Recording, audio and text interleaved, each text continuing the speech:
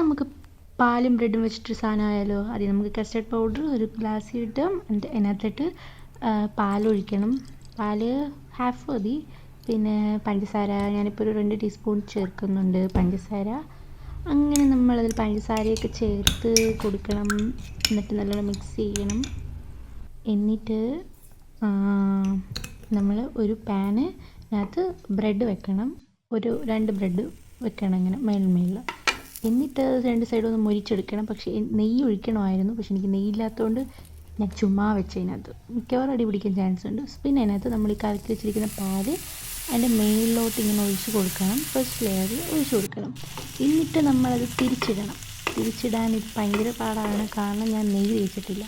ഇപ്പുറ സൈഡിലും അപ്പുറ സൈഡിലും നെയ്യ് തേക്കണമായിരുന്നു. ഇതിപ്പോൾ എൻ്റെ അടി പിടിച്ച്, കാരണം ഞാൻ നെയ്യ് തേച്ചിട്ടില്ല. എൻ്റെ നെയ്യില്ലായിരുന്നു. നെയ്യില്ലാതെ ഇങ്ങനെ ടേസ്റ്റ് ഉണ്ടോ നോക്കാമല്ലോ. പിന്നെ നമ്മൾ അപ്പുറ സൈഡ് തിരിച്ചിട്ട് കൊടുത്തിട്ട് അതിൽ വീണ്ടും പാലൊഴിക്കുക. എന്നിട്ട് നല്ലപോലെ ഒന്ന് തിരിച്ച് കൊടുക്കാം. ഞാൻ കുറച്ച് പാലൊഴിച്ചതിൻ്റെ കാരണം ഇതൊന്നാതെ അപ്പുറ സൈഡ് ഫുള്ള് പോയി. പിന്നെ ഞാനൊന്നും കൂടെ സ്പൂണിൻ്റെ മണ്ടയിൽ ഇങ്ങനെ ഒഴിച്ച് കൊടുത്തു. എന്നിട്ട് ഞാൻ വീണ്ടും ഇങ്ങനെ തിരിച്ച് വെക്കാൻ വേണ്ടി പോവാണ്. കുളമായി ഗൈസ്,